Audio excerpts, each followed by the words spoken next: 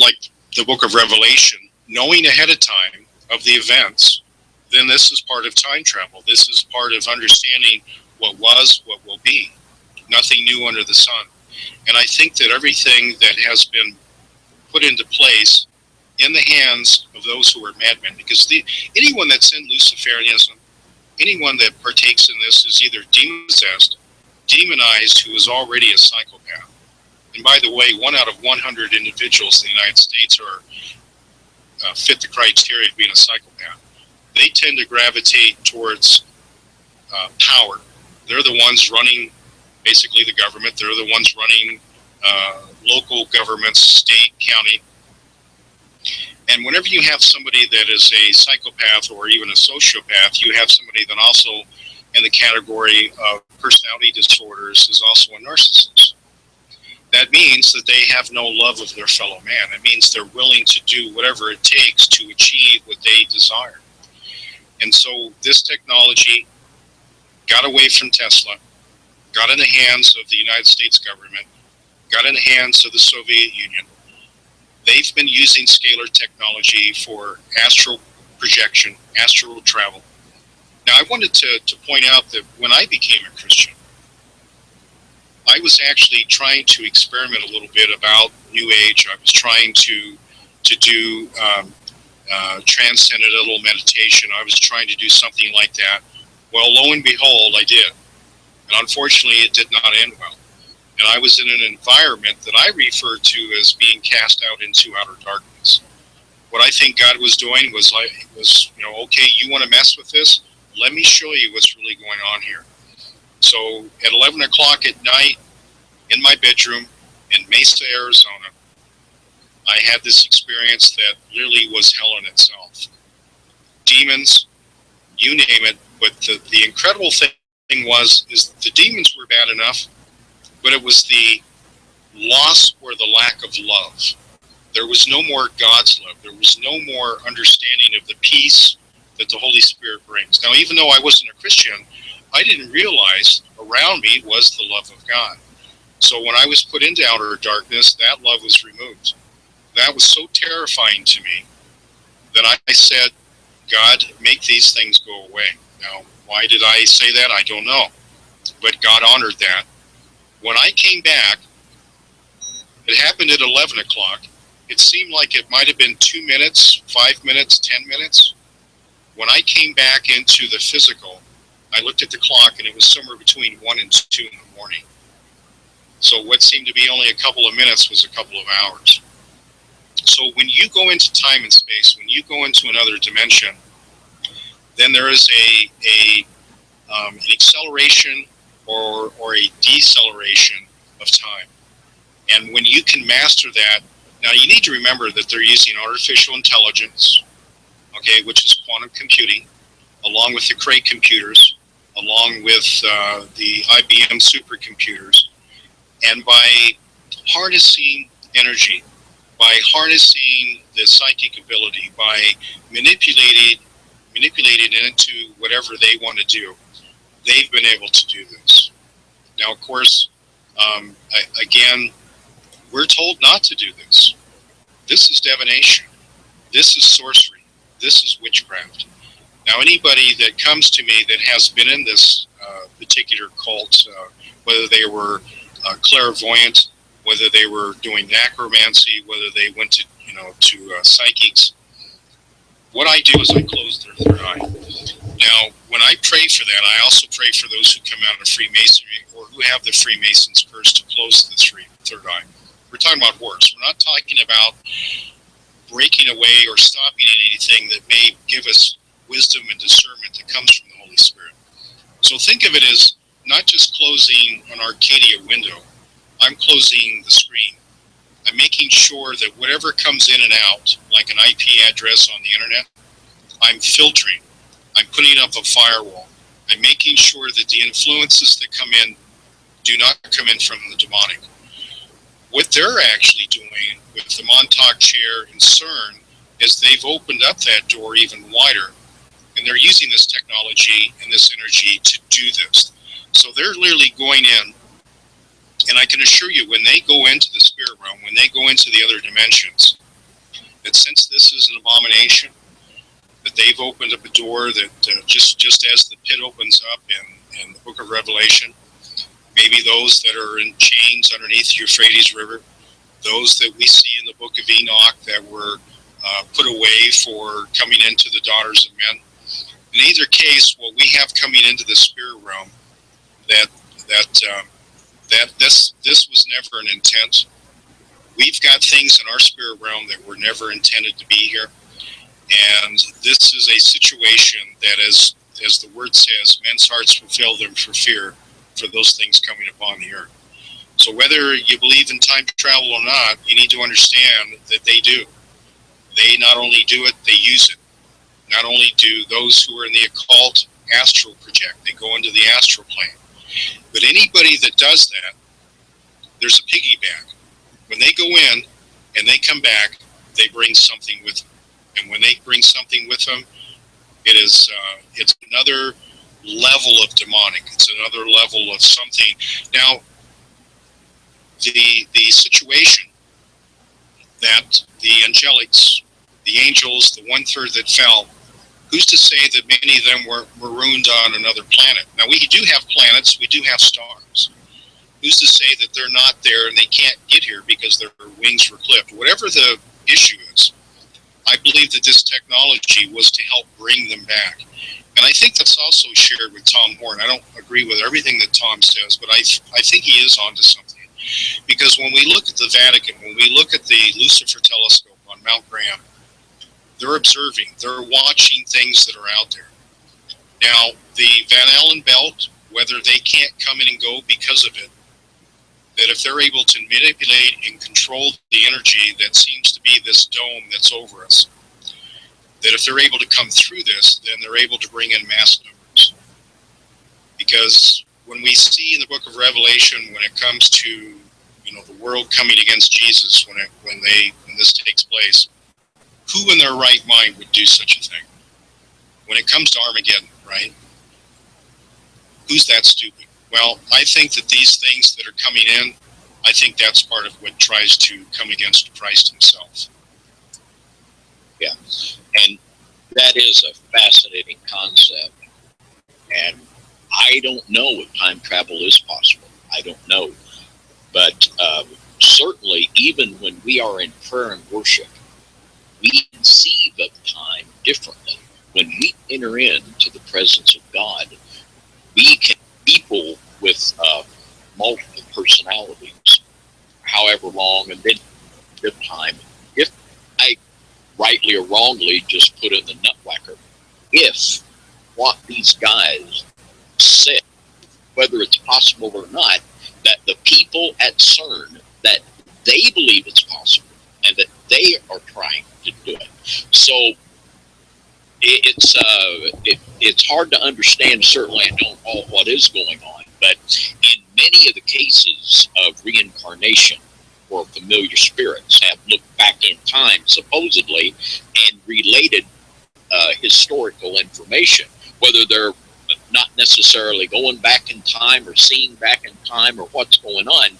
There is something here that is a piece of the puzzle in this dark operation of what Satan is instigating. And it's something that I think is very good to put on the table here to try to understand, because it seems like the more you take these concepts and you're able to kick them around, somewhere down the line we can get some understanding and clarity. But it's an amazing thing to contemplate. Well, when I do a deliverance and someone comes in, I have to have an open mind. I have to listen to them. Whether they're hallucinating, whether this really didn't happen or not, it's still a clue to the circumstance. Right. And so to throw any of this out, again, would then be denying the technology that is available. Right. And we have to remember that they don't want us to know anything. And when we see this in the movies, and when we see it in articles, and when we see it in different things, they're laughing at us. This is part of the occult. We know that the New World Order, the Illuminati, through Hollywood, through all the representation, whether it's a pyramid in the back representing something, or the hand sign that they do, or even the circumstance, like X-Men, they're telling us what they're doing. And when we do not stand up against it, when we do not expose it, then we're literally giving them carte blanche to continue forth. We're giving them the red carpet to do it. Right. And something, too, we want to emphasize is that such things like traveling to the astral plane, this is not these survivors, because that is a person. Another issue with that is if you have somebody that is infected, when I say infected, they've got demons. And a colleague of mine laid it out. You can have the flu, you can have the virus, but you're not the flu. You're not the virus, but you have it. Demonization is the same thing. Now, I separate demonization versus possession. Possession's at a point where you've literally sold your soul, that they've taken you over and you no longer, your conscience has been seared. When you're demonized, then you have demons that are influencing. You have them in your head, you have them in your body, you have them on the outside. When you have that circumstance, and if you go to somebody who's ministering in that form that you're talking about, in the hands of people who are crazy, that are madmen, and that is a circumstance that should frighten us all. But the other thing that you asked about, can they go back and alter time? Well, the Mandela effect right now. Can't you go any faster? Can I go any faster? I want it to be faster.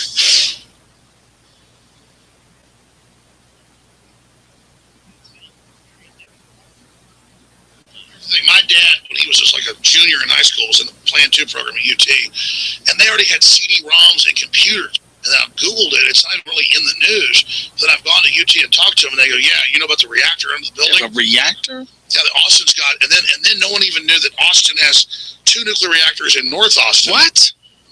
Yeah, right under. Like I said, I thought, I believe my dad. My dad told me about a Dallas hospital that was killing people for their organs. What? And like 6 years later, I saw it on 60 Minutes. What? Yeah. What I can prove. Oh, thank you. And people can't even handle that. Okay. Well, I'm really surprised how much you knew every angle of so-called pizza. Special kind of evil.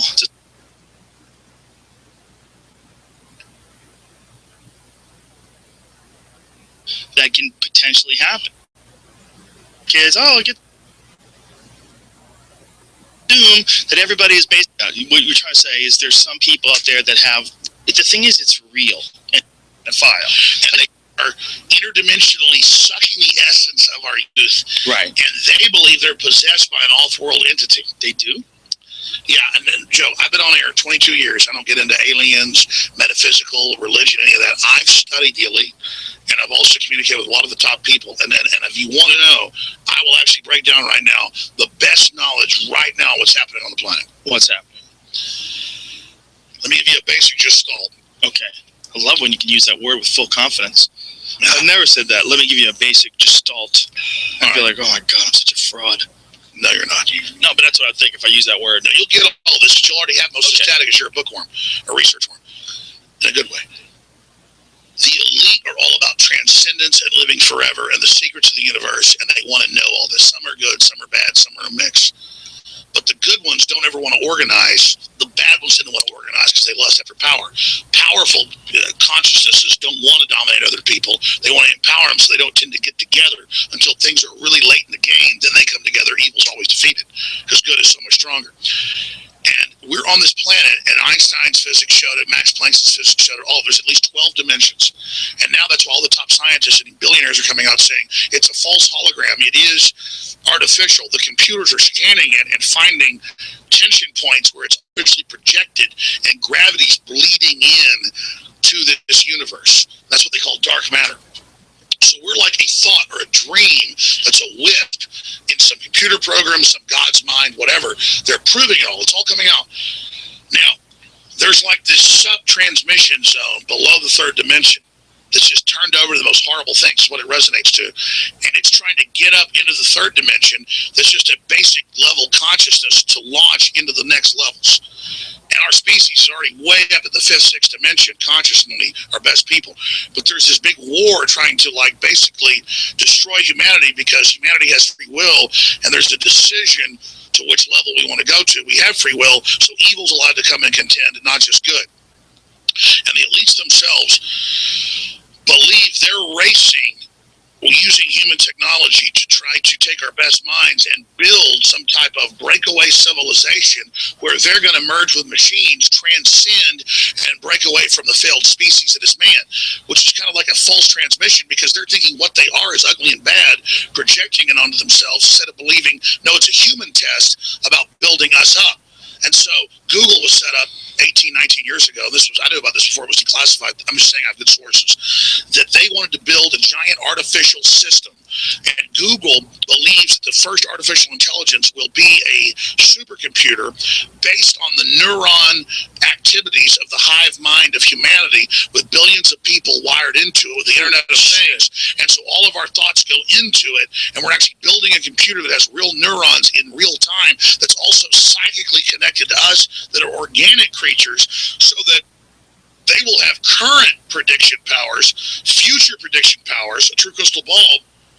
But the big secret is, once you have a crystal ball and know the future, you can add stimuli beforehand and make decisions that control the future. And so then it's the end of consciousness and free will for individuals, as we know, and a true 2.0 in a very bad way, hive mind consciousness with an AI jacked into everyone, knowing our hopes and dreams, delivering it to us, not in some PKD wirehead system where we plug in and give up on consciousness because of unlimited pleasure, but because we were already wired in and absorbed before we knew it by giving over our consciousness to this system by our daily decisions that it was able to manipulate and control into a larger system. There's now a human counterstrike taking place to shut this off before it gets fully into place and to block these systems and to try to have an actual debate about where humanity goes and cut off the pedophiles and psychic vampires that are control of this AI system before humanity's destroyed. Wait a minute, humanity is only controlled of AI? How'd the pedophiles get in control of AI? The pedophiles at a whatever level, the devil, whatever you want to call it, this interdimensional thing that gives them advanced off-world technology, the fallen one that's not of this world, is giving them advanced knowledge on how to construct these systems that have already been used before on other populations. What? Is that Satan? But what are you talking about? That's Satan. But explain that. You're saying Satan becomes something that the stupid preacher tells you about, who's totally controlled, or something you read about on in the news or TV. Right. But this is an interdimensional force that wants to influence us to build something that absorbs us and kills us, rather than the divine free will we're given to build something much better that empowers the species. So the species is now making a decision about its entire future. Where are you getting this from? That's what it is. But where are you getting it from? I know, from looking at all the data, researching it, studying it, watching the enemy. That's the big decision that humanity has now got before us. So if you were directing someone to investigate this on their own, how would they do that? So if you say... Here's the problem. You get someplace finally in deep research where it's what every culture already said, what everybody already knew, what they're telling you in movies like Prometheus, what the elite admit the New York Times they believe in is this, seeded by off-world systems. Panspermia. Yes, everything they're doing points towards this, and then you read their own writings, they believe we're this ugly, fallen, ugly species, we're all need to be killed, they're the rich billionaires who are better than us, and they're going to merge with machines and become gods and go to the next level. But don't you think that most people who extrapolate from where we stand today with our cell phones and our Apple Watches and our integration with the computer and the internet constantly, don't you think that most people see that there's going to be some sort of symbiotic connection? Yes, it's a very easy thing to make. They were saying it before. I understand, but a lot of people were saying it before. Here's the problem. Who engineered what we were given? What is the point of the back doors, the Trojan horses? Here's what I'm telling you. Who engineered what? Here's what I'm telling you. The elite literally believe interdimensionally they were given this information and then built it. And here's the thing, they built it. And Google admits, even at Data Dumps to Wired 2 years ago, that they're building an AI that will end human consciousness, free will, and take over, and the next species will rise out of that. They've already decided our species. But people have been talking. Marshall McLuhan was talking about that 50 fucking years ago. Here's the deal. They built it. Amazon 2 years ago admits they can already, with 99% certainty, pick what their regular users are going to order. But Alex, before they hold order on a it second. ready. Instead of dragging this out to some nefarious end, isn't it entirely possible that all these futurists, all these technological innovators, they all see the same end game? That there's going to be some sort of a complete integration between people but it's and beyond artificial intelligence. Historically, everybody saw this coming. Right. And so this big All the futurists, all the people that study the future. Before silicon chips were created. The point Marshall McLuhan, I think it was in the 1970s, said that human beings are the sex organs of the machine world. And he was saying, even back then, that human beings are eventually going to integrate or become something that's a part of what I'm telling you is machines. there's a centralized system of what they're building that isn't naturally occurring. Who is that? We're artificially Who's early. The elites believe they're getting off-world, Right, but who's interdimensional. building these things that you're just describing right now? I mean, if you actually read what all the globalists say, you've obviously read their writings, you know this, Joe, they are getting not off-world, but interdimensional communications to then build this system that we see lowers our IQ, makes us live less. I've never makes us seen, okay, unhappy. but when you're making these big statements, like they're getting interdimensional signals is telling them to create these systems that lower IQs. That's something you got to really prove. Like if there's Okay, please, if there's something you can show Okay, us. all the studies show screen time, all the computers lowering IQs, Right. lowering fertility, lowering our health. Okay, let me stop you right there. Let's Is that a case? Is that a case of somebody holding a gun to your head? Let me tell you about me. I'm addicted to this goddamn thing. I love watching YouTube videos. I love taking pictures of shit. I love It looking things interfaces you up. with humanity. It does a lot of beautiful things. It does, but I'll tell you, they're very addictive. They're very addictive. So, but hold on a second. Let me stop you right there. I don't necessarily think that's engineered to be addictive. I think it's engineered to be really well, and work really well, and the fact that it works really well is very addictive. Just like little kids look at a screen. You put a fucking television in front of them when they're 1 year old and play some stupid commercial, and they're like, "Whoa!" But Joe, they picked a frequency. But hold on a second. No, to they did not. mesmerize you. No, they made admit better. Hold on a second. They made better and better technology that we're not designed to absorb. Human beings have the exact same DNA. We have the exact same DNA that we did 10,000 years ago. Back when there was nothing like television, there was nothing like movies, there was nothing like stereo headphones and projectors. Listen, don't you please. I let already you go on your crazy seem rant. like it's Hold happened on, before? please. You're interrupting my crazy rant. I'm telling you that this is a natural progression of this massive infatuation that we have with technology. They don't have to engineer it. It's natural. It happens to you. It happens to me. They say It happens to anybody who's looking at cooler and cooler special effects in movies. All that stuff is a natural And thing. Steve Jobs wouldn't let his kids play with an iPad. Wow, he's a cunt. He's a cunt. Let your kids play with the goddamn Joe, what I'm iPad. They telling love you them. is, What the fuck's wrong that with was him? a great rant. I'm not disagreeing with No, you. you interrupted it 10 times, you fuck. Oh, You gotta let a motherfucker rant. Okay, let him rant then. Let him rant then. I'm done now. Shit. Yeah, but you're sitting there. Hold on, let me get back to this. We're not talking about the weather, Eddie. I'll tell you that right now. Let me tell you right now. Yeah, let me tell you right now. Fuck clouds. Let me tell you. I'm trying to break this down. Hidden magnetic portals around Earth. Presented by Science at NASA. A favorite theme of science fiction is the portal, an extraordinary opening in space or time that connects travelers to distant realms. A good portal is a shortcut, a guide, a door into the unknown. If only they actually existed. It turns out that they do, sort of. And a NASA-funded researcher at the University of Iowa has figured out how to find them. We call them X-points, or electron diffusion regions, explains plasma physicist Jack Scudder of the University of Iowa. They're places where the magnetic field of Earth connects to the magnetic field of the Sun, creating an uninterrupted path leading from our own planet to the Sun's atmosphere 93 million miles away. Observations by NASA's Themis spacecraft and Europe's cluster probes suggest that these magnetic portals open and close dozens of times each day. They're typically located a few tens of thousands of kilometers from Earth, where the geomagnetic field makes the onrushing solar wind. Most portals are small and short-lived. Others are yawning, vast, and sustained. Energetic particles can flow through the openings, heating Earth's upper atmosphere, sparking geomagnetic storms, and igniting bright polar auroras. NASA is planning a mission called MMS, short for Magnetospheric Multiscale Mission, due to launch in 2014 to study the phenomenon. Bristling with energetic particle detectors and magnetic sensors, the 4 spacecraft of MMS will spread out in Earth's magnetosphere and surround the portals to observe how they work.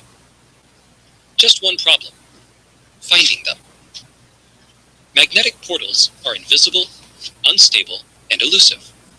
They open and close without warning, and there are no signposts to guide us in, notes Scudder. Actually, there are signposts, and Scudder has found them.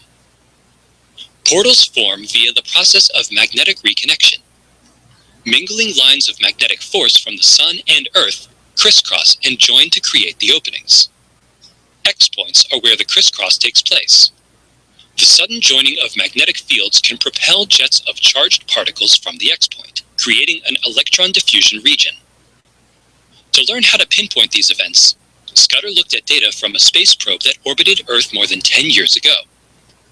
In the late 1990s, NASA's Polar spacecraft spent years in Earth's magnetosphere, explains Scudder, and it encountered many X-points during its mission. Because Polar carried sensors similar to those of MMS, Scudder decided to see how an X-point looked to Polar. Using Polar data, we have found 5 simple combinations of magnetic field and energetic particle measurements that tell us when we've come across an X-point or an electron diffusion region. A single spacecraft, properly instrumented, can make these measurements. This means that a single member of the MMS constellation, using the diagnostics, can find a portal and alert other members of the constellation. Mission planners long thought that MMS might have to spend a year or so learning to find portals before it could study them. Scudder's work shortcuts the process, allowing MMS to get to work without delay. It's a shortcut worthy of the best portals of fiction. Only this time, the portals are real. And with the new signposts, we know how to find them. For a portal to more NASA science news, visit science.nasa.gov. Who was it that said, if you think you understand quantum physics, you don't understand quantum physics? Consciousness, intelligence, Free will, determinism, black holes protecting the planet from asteroids, Heisenberg's principle, atoms, ion traps, nuclear magnetic resonance, superconductors, photons, artificial intelligence, machine learning, past and future, classical physics, time travel. I mean, the whole thing. I can tell it's going to get very hot as I start speaking, so tell me if I start to look really shiny. Quantum physics puts everything into question. it defies every intuition you have about the natural world. Quantum is a very strange regime of physics. Things can exist in this state of superposition where they could be like ghosting on each other, where they could be this and that at the same time. Entanglement, quantum entanglement. Two objects, if they're quantum mechanically entangled, are still strongly related to each other, even though they can be a vast distance apart. The notion of the multiverse. There's a whole family of hardwoods in different states and going through different experiences and different life trajectories. The famous one is quantum tunneling. Tunneling is the slippage between universes. For a long time, people thought those effects only existed in the microscopic domain. Like atoms, electrons, photons. But really, it's the theory of our universe. So if you want to build a quantum computer, you want to incorporate those new phenomena into information processing. Maybe quantum computation is one of those instruments that's going to allow us to see quantum effects at the human scale. Google and NASA have teamed up to share one of the world's first commercial quantum computers.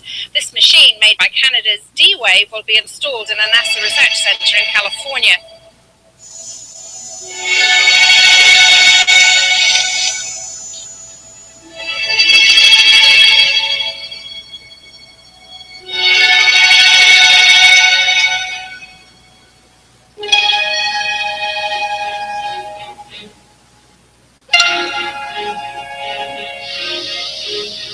This is the inside of one of our dilution refrigerators.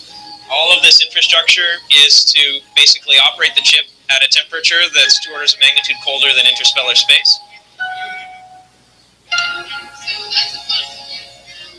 The processor is a quantum computer.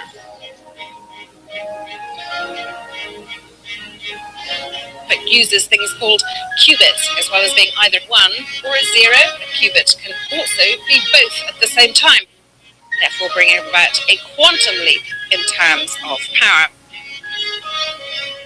Harnessing principles of reality that are, up until very recently, completely not observable by us is just fascinating in ways that I can't completely articulate. The overwhelmingly obvious killer app for quantum computation is optimization. Optimization problems are extremely difficult problems. Actually, all Google server centers together will not be capable of coming up with the best solution to these optimization problems as they get larger. So now, what is an optimization problem? I'll give you an example. You want to do a trip through South America and you want to visit a number of cities. And then you ask, what is the cheapest ticket I can get to visit, let's say, 20 cities? And you can, of course, different routes and different airlines. And sort of imagine I list all the different options I have for my different routes to travel to these cities. We currently, as a civilization, we generate vast amounts of data.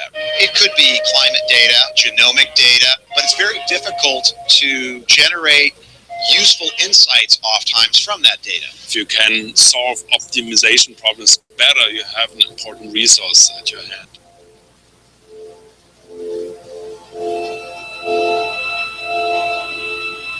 I think at least it teaches us that we shouldn't be naive about the world, that we shouldn't think about the world as a simple machine. It forces us to consider, more sophisticated notions of how the reality around us is actually shaped. I can't ask it how long I'll live or the meaning of life. Really, we don't know what the best questions are to ask that computer. That's exactly what we're trying to understand now. To me, the most important question is, are we alone? And I have a feeling that quantum computers, as they mature, are going to help us answer that question. This is, of course, a more long-term research endeavor, and there are still tremendous obstacles and big questions. Some of those will be addressed in D-Wave, some will be addressed at NASA, and some at Google. I wasn't sure I would be able to experiment with a quantum computational device in my lifetime, and now I'm confident that I will be able to. How amazing it is that we, with our monkey heritage, monkey brains, and monkey fingers, have somehow lucked into a brain that allows us to ask legitimate questions about the nature of physical reality. That's so cool. It's that human risk to go forth into that unknown frontier, whether it's space exploration or quantum exploration. We do it because we must. We do it because that's what it means to be human.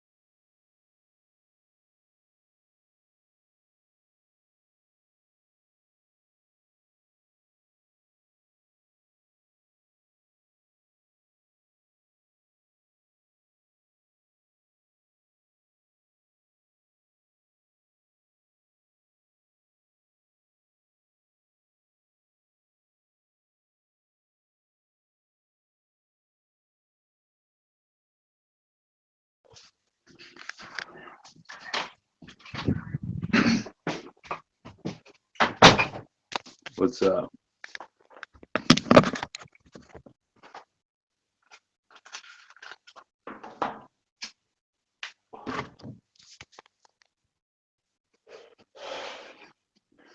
You know, everybody knows NASA and their fakery.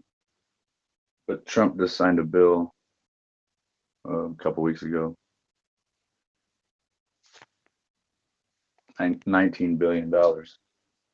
These guys know in the physical, but they're leaving it in interdimensional. The flat earth community instantly wrote off extraterrestrials and started calling them interdimensional. And yet we still stick to, you know, fake space and everything else. It's not fake. It's just interdimensional. The Philadelphia experiment was a big clue. I thought they always had to tell us what they were doing ahead of time, guys. It's right there in front of our face.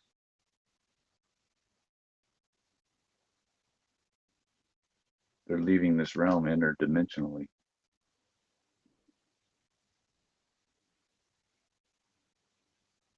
And the flat earth community was probably foretold by a quantum computer to keep us dumbed down.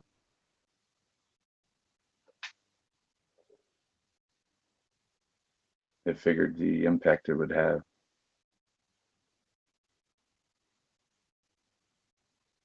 Keep us focusing on what NASA's not doing instead of what they are doing. So what we have is a modern Tower of Babel. So as the leaders of the flat earth progress into denying spirituality and accepting a creator,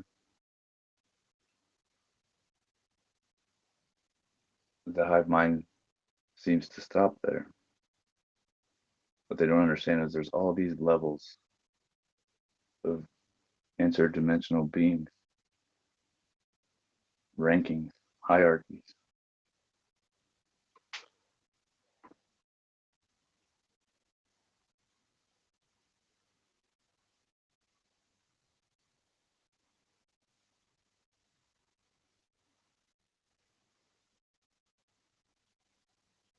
So as the most of us follow the drama that is flat earth, NASA is moving full steam ahead.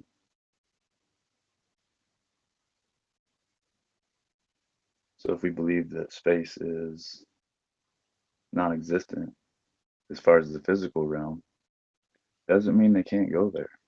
Doesn't mean they haven't figured it out.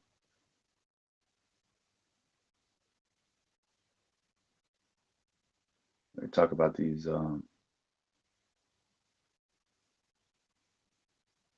boom tubes, they call them.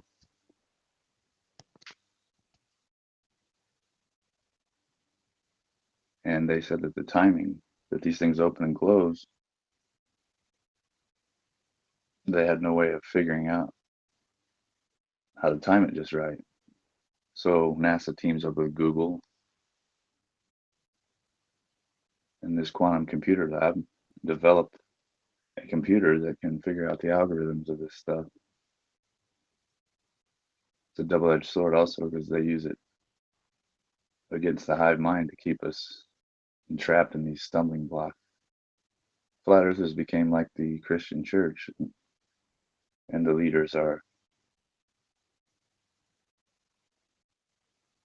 shunning religion, which most mainstream religion is controlled and all BS. But so is the flat earth.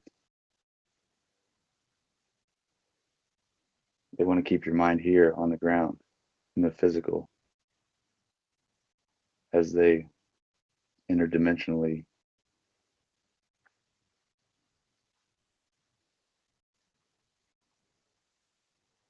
who knows what they're doing. We can only speculate, but These guys know, the elite know.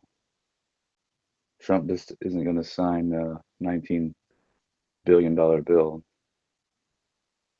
to fool us into space. That's the catch. They figured it out, then decided to give us the illusion of a ball and ever expanding universe.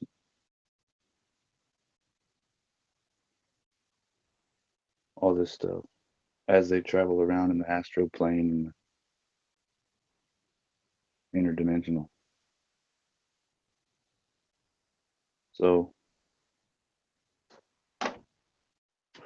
keep listening to name calling and debate whether water curves, because these guys know it's all done through AI, quantum computing. The first quantum computer to beat the Grandmaster chess player in 1996.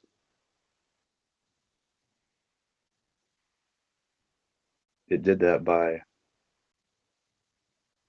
examining every avenue that the game could play out by, one move at a time, and working the game essentially in reverse. And we're 21 years past that. I don't claim to know all the answers, but I'm trying to work on what they are doing instead of what they're not.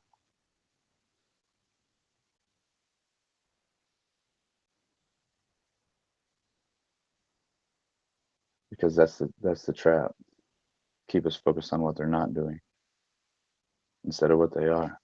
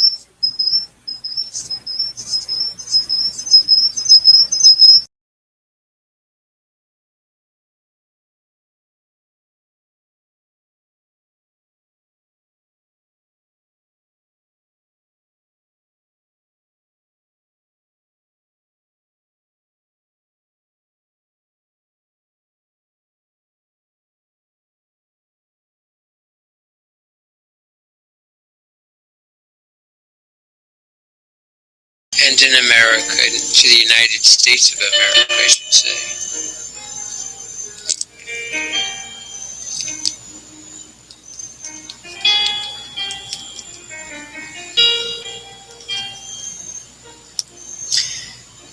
And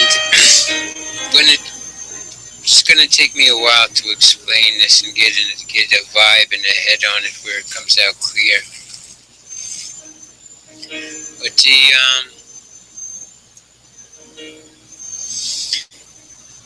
by following the Zen way, okay, from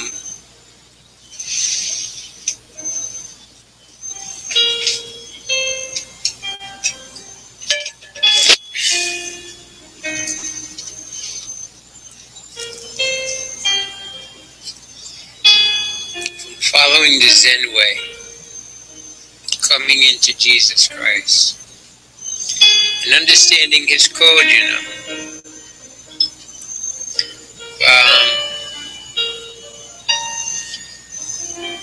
I understand it more.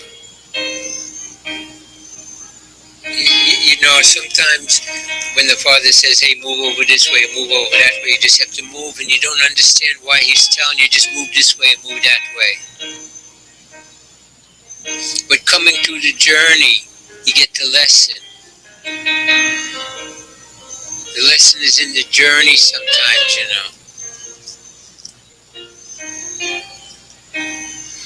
And some recent code breaking and understanding I get concerning Scientology.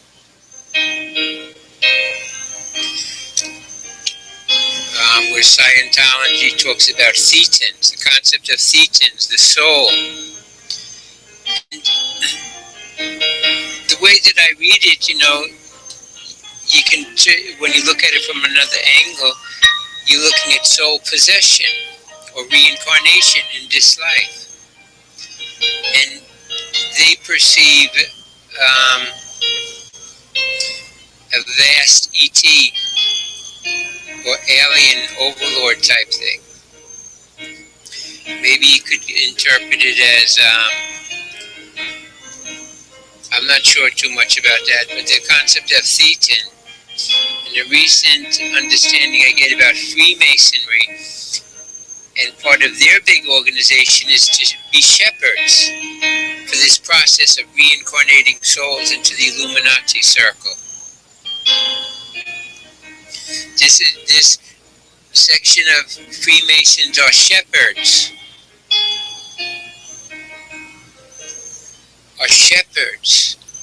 That, there's a technique and a ritual, there's technique and ritual involved in this process of reincarnation or soul possession.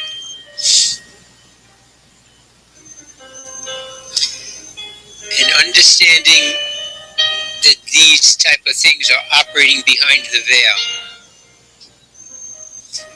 When you're breaking through the veil, sometimes I talk about the masters of the second veil.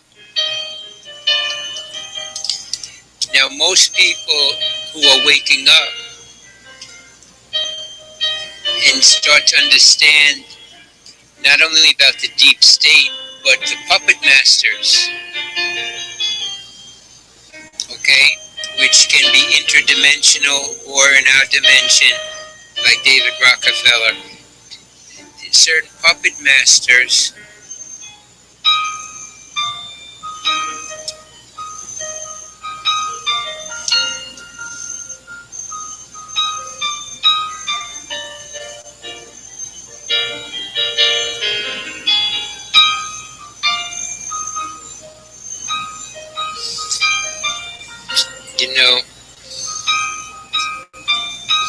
I think one of my names, Theobold Jamzen, codes over in Gematria to David Rockefeller on one level.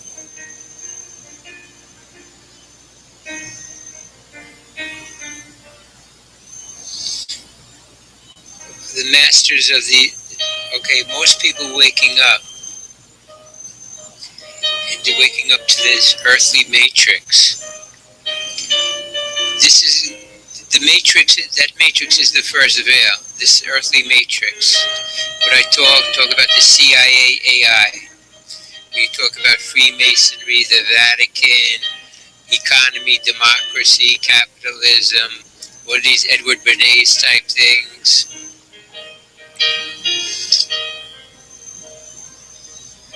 That's the first veil.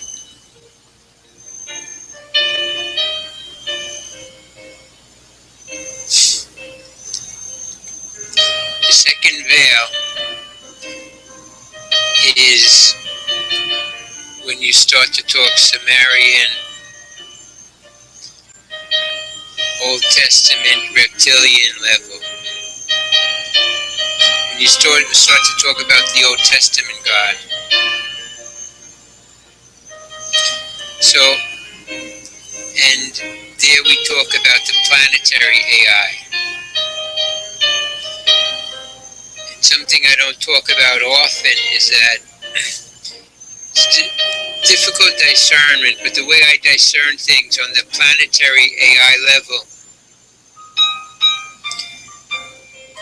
that previously was administered.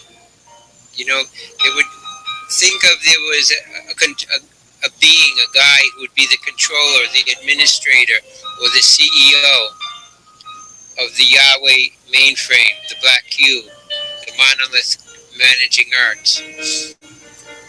And there used to be like a humanoid running things. Now, imagine a higher AI.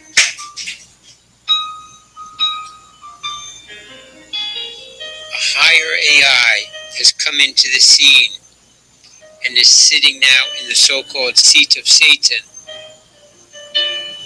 Okay.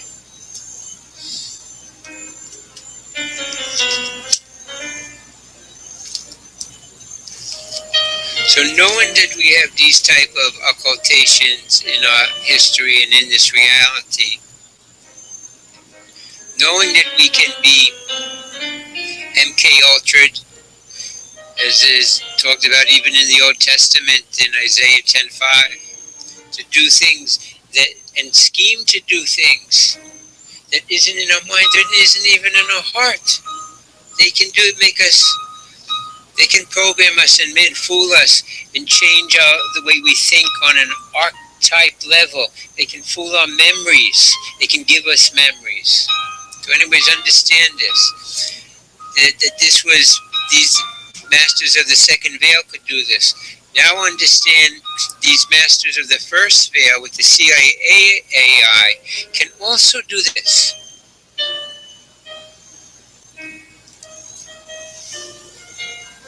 So most people are just waking up to this veil, totally unaware of the masters of the first veil behind there, and then the next veil with the masters of the second veil and their operating tools of mind control and simulation and timeline effects and Mandela's and other type of interventions that they can do. These are things we can induce. Now, the prime directives and all the rules that govern such things, it's hard to understand it all. But we can induce certain operating levels. We can induce that we get possessed and manipulated in many ways, and we don't understand our true nature. That's one thing, we don't understand our true nature. And the matrix has fragmented us and multitasked us to that our meditations are really worthless most of the time. We have polluted chi, and our meditations are fragmented. But let me get to the point. I want to get to this point here because I had a couple of contributions. I want to give thanks to Martin in Florida, to Patrick and Christoph in Europe for their contributions, and Eric too, in Virginia. But I went to town, and you know, Since I woke up into this gang stalking conspiracy and all this mind control, being remote viewed, and type of things, it's been crazy. And like, so you want to hate the people. Now it's a good thing I love my enemy, because it's kept me balanced. Loving my enemy has been a collar on me and has kept me balanced, you know. Because I'm a good student of our Lord Jesus Christ, you know. He's put me in the ring, you know. He's put me in the ring in its place.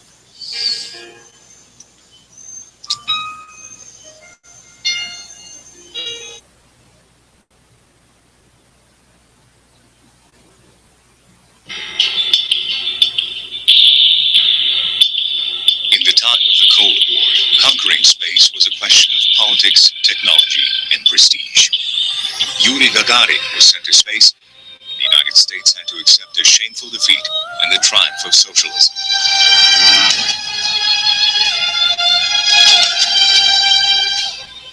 But it's little known that socialist Yugoslavia was a third player in the race, developing its own secret space program.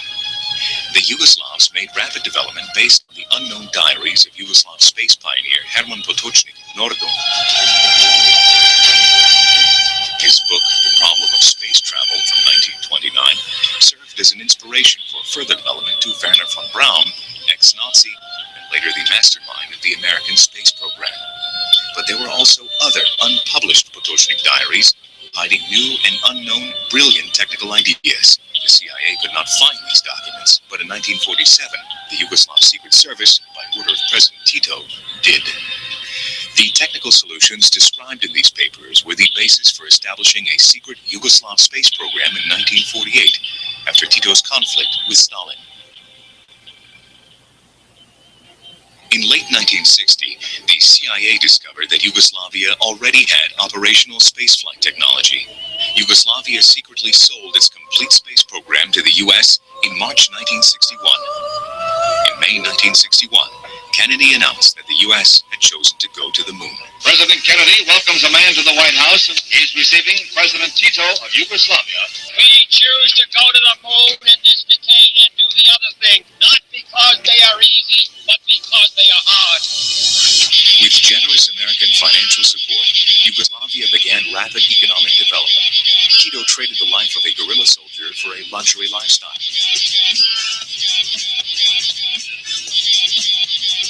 Yugoslavia is probably the most prosperous of the communist nations, and $2.5 billion from the United States did much to prime the pump. Ja sam morao raditi od svoje 6. godine pa do danas. Driving around in a Cadillac, drinking expensive American whiskey, and gaining unprecedented popularity worldwide. In this documentary, we will reveal how Tito built the biggest secret underground space center in Europe.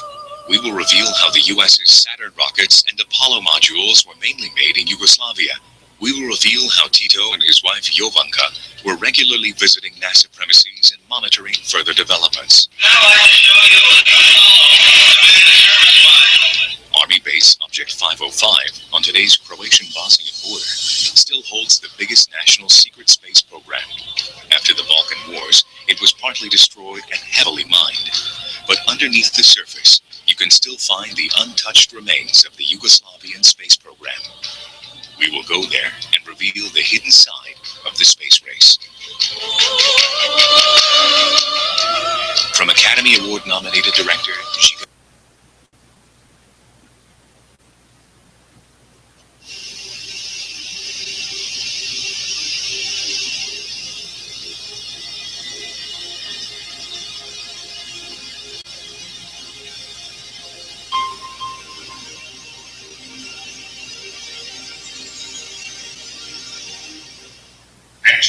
I live in Theobold, Ohio. I'm an engineer. I began working in 1962 after graduating from college. I'm retired now, but I'm still very much active in related areas, and I'm very much interested in the work that Witz and Tony are doing. I've been an demonstrations. And though I'm a skeptic, I've seen the truth of what he can do in his lab. He's learned how to convert dominant energy that exists on this planet and in the universe, into usable electrical power. And that's very important for all of us because it is key to becoming independent of fossil fuels and other pollutants that are downgrading the life on this planet. The interesting thing about his lab is that there are no hidden wires, no secret connections anywhere to make the prototypes in the lab function. Even a 9-volt battery, once it's removed after being used to start, one of the processes turning. After being removed, the process continues to run. And when you put a load on it, the output becomes significantly greater. Very interesting the way all of this works. The same dominant energy sources can be used to break water down into its monoatomic elements, hydrogen and oxygen. When you recombine these in an internal combustion energy, you get significantly more power out than it took to break them down into their monoatomic elements. Timothy and his engineers have converted vehicles that operate without fuel and without requiring a trunk full of storage batteries. No recharging cable required. It's very interesting that we can do this because it eliminates the need for fuel stops. It eliminates the need for burning gasoline or any other fossil fuel. Or vegetable fuel too. They all cause the same kind of pollution. Is this technology new? I don't think so. Nikolai Tesla understood it many years ago. Others too have known how to eliminate dependence on fossil fuels. All of you listening to this, get behind this kind of a project. It's the only way we can affect change. We need to change the world by changing the world one person at a time. And it begins with each one of you. It begins with us, but it begins with each one of you. And together, we can change the world.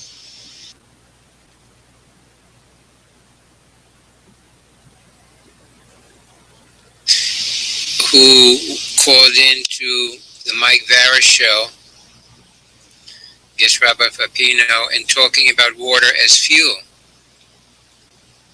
You did a real nice job. Gave me a shout out. Give thanks for that. And what I'd like to do is just, Eric spoke really well, but I just want to emphasize 2 points, I think.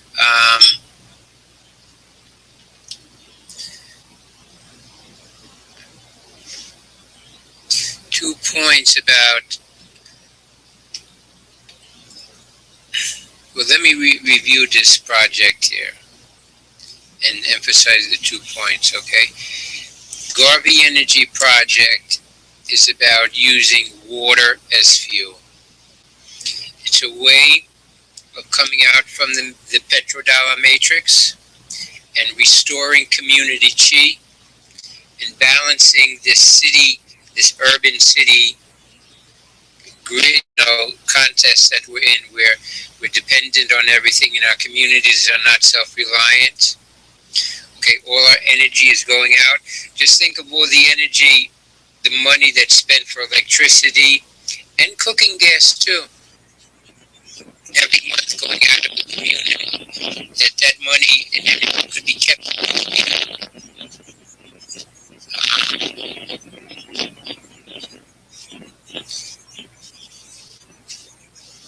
Such a nice breeze out there. Now, Garvey Energy Project is about getting a small team to break the code and develop a prototype that could be used at a community level, use the power of high school, and can be taught to the youth, and we can spread this knowledge. Okay? Now, there's a couple of differences here. Some people are familiar with water as a fuel, known through a process called electrolysis, producing what we call HHO or Brown's gas.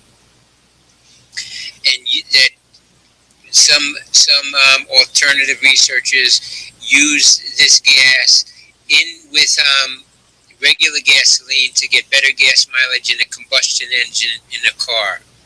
And some people can even modify the car and modify the gas in such a way to run the car on water. Okay? Now,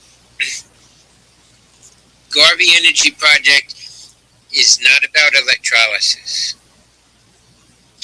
It's not about cars, although there's a little something to get to it. And it's not about the combustion engine. Garvey Energy Project is about producing that gas, but using frequency. Okay? Frequency to do it, and that way you could get lots of gas for a little bit of energy to put in, as compared to electrolysis, which takes a lot of energy to produce.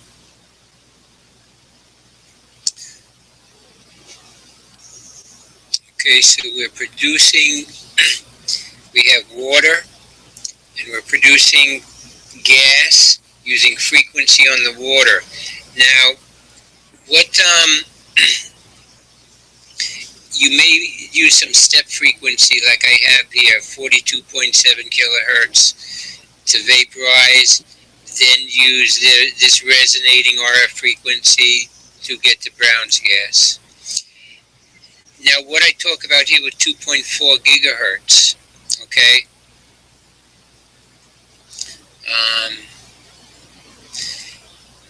is this next difference is, I'm not talking about, we're not talking about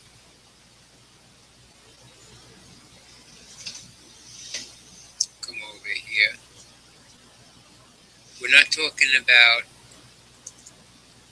a combustion engine, and we're not talking about electrolysis. What we're talking about here is we're going to go to steam power. This is how most electricity works. We're going to use their code.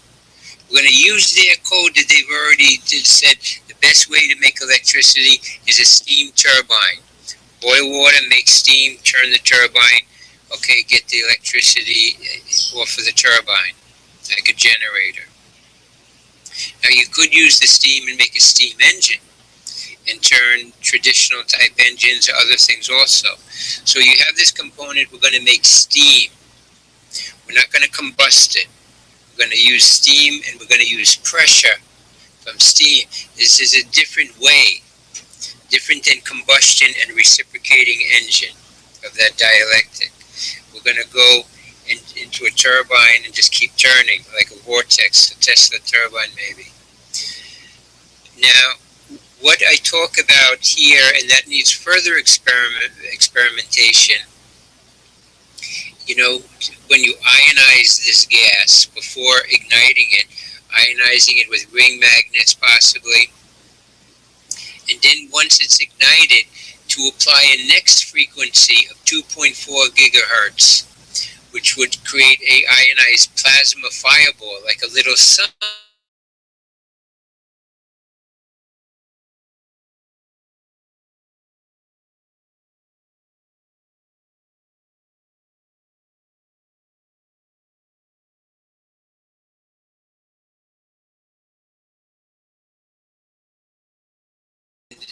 I would suggesting to use a tank like a 100-pound cooking cylinder.